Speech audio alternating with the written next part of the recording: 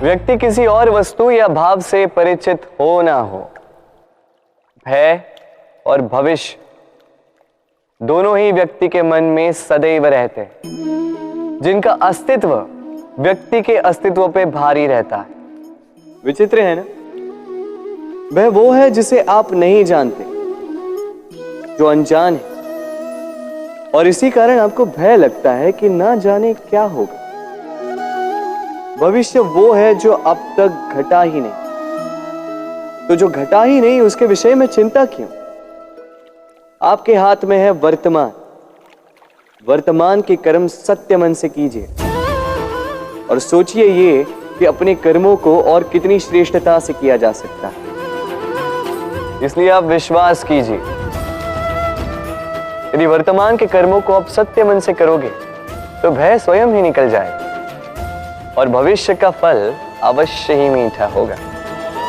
इसलिए भय और भविष्य से डरना छोड़ दीजिए, इस वर्तमान को जी।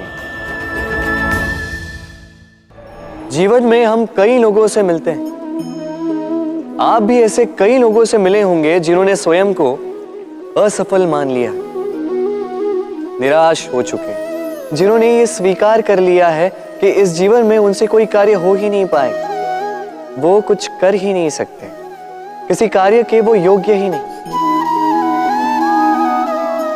किंतु ऐसा नहीं, इस संसार में ऐसा कुछ भी नहीं है जो योग्य नहीं है। कोई ऐसा अक्षर नहीं है जो किसी मंत्र का भाग ना, कोई ऐसी जड़ी बूटी नहीं है जो औषधि ना, कोई ऐसा विष नहीं है जो समय आने पर अमृत ना बन जाए। और इसी प्रकार कोई व्यक्ति अयोग्य नहीं होता, उसे अयोग्य बनाती है उसकी सोच। इसलिए स्वयं को जानो, जान जाओगे कि आप क्या हो। अपने अंतर मन को जगाएं।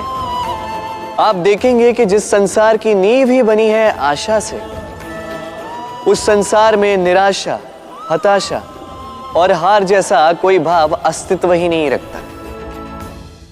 इतना सुंदर पुस्तक है, सुंदर आवरण है, सजाए हुए पृष्ठ है,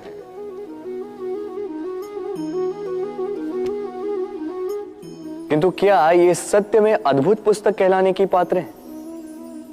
क्या इसमें जो लिखा है वो सत्य है, प्रेरणादायी है, हमारे लिए मूल्यवान है?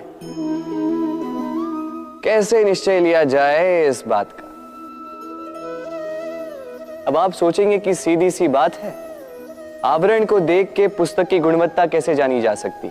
इसके लिए तो आपको उसे पढ़ना होगा, उसे समझना होगा, समय देना होगा, है ना?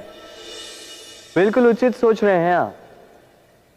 बस आश्चर्य की बात यह है कि पुस्तक के विषय में आप ये सारी बातें जानते हैं, किंतु किसी व्यक्ति के विषय में आप ये सारी बातें मन में नहीं लाते। व्यक्ति का मूल्यांकन भी उसके वस्त्रों से, उसके शारीरिक रूप से या उसकी सुंदरता से नहीं किया जा सकता। उसके लिए आपको उस व्यक्ति को पढ़ना होगा, उसे समझना होगा, उसे समय देना होगा। पर हम क्या करते हैं? पहनावे, रंग, सुंदरता को देखकर आकर्षित हो जाते हैं, उसे प्रेम समझ बैठते हैं और आए दिन कोई ना कोई ये कहते सुनाई देता है कि उसकी प्रेम कहानी सफल नहीं हो पाई, उसे छल मिला। किंतु इसमें दोष किसी और का नहीं, स्वयं आपका है। आपने उस व्यक्ति को समय नहीं दिया, आपने उस व्यक्ति के विचार नहीं परखे। प्रेम 2 क्षण में बनने वाला पकवान नहीं है, इसका स्वाद चखने के लिए आपको जीवन भर का समय देना पड़ेगा। तो समय दीजिए, एक दूसरे के रूप से नहीं, आत्मा से जुड़ी, निश्चित ही मन प्रसन्नता से कह उठेगा, राधे राधे। हम में ऐसा कोई नहीं होगा जिसने वृक्षों को ना देखा, वृक्षों पे इन पक्षियों को ना देखा, इनके घोंसलों को ना देखा, इन पक्षियों को अपने छोटे छोटे बच्चों को भोजन कराते ना देखा। संसार का सबसे ममत्व वाला दृश्य होता है। चिड़िया दूर से अपनी चोंच में दाना भरकर लाती, स्वयं भोजन करने में असक्षम संतान की चोंच में डालती है, स्वयं भूखी रहकर निस्वार्थ निश्चलता से। और जब संतान के पंख निकल आते हैं, वो उसे उड़ना सिखाती और उसके पश्चात उसे स्वतंत्र कर देती है अपना जीवन जीने के लिए, इस आकाश में उड़ान भरने के लिए। और हम मनुष्य क्या करते हैं? जिस संतान को हम पंछी की भांति पालते हैं, उसके पंख निकलते ही हम उसे बांध देते हैं, ये सोच के कि कहीं वो दूर उड़कर न चली जाए। ऐसा नहीं कि इस स्थिति में माता पिता को संतान से प्रेम नहीं है, अवश्य है, किंतु इसमें प्रेम पर मोह भारी पड़ जाता है, जो स्वयं अपने और संतान के भविष्य के बीच में बाधा बन जाता है।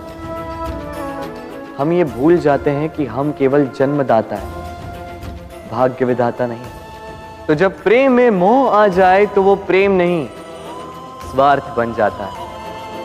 इसलिए प्रेम को पास रखिए और मोह को दूर, क्योंकि जिससे प्रेम करते हैं उसका विकास नहीं रोका करते।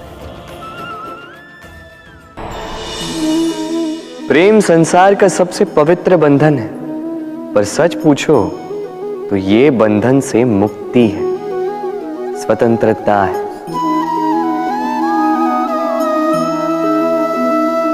नहीं समझे? समझाता हूं। यदि कोई आपका प्रेम ठुकरा दे, यदि कोई आपका प्रेम समझ ही ना पाए, तो क्या होगा? कुछ उदास हो जाए,